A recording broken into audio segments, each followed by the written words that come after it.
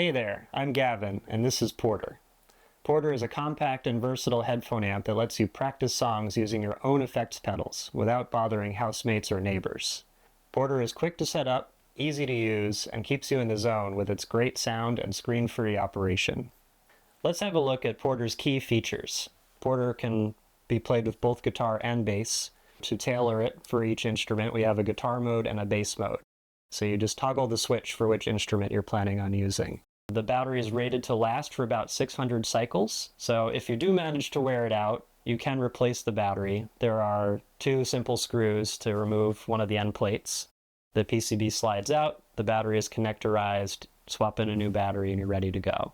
So you're meant to buy Porter once and use it for life. So we'll play some guitar, play some bass, play through some of my favorite pedals that Porter enables me to play through.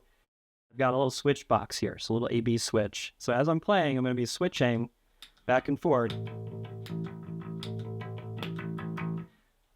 as I play through different examples. And my hope is that it won't be terribly obvious whether I'm playing through Porter or through a full-size amp.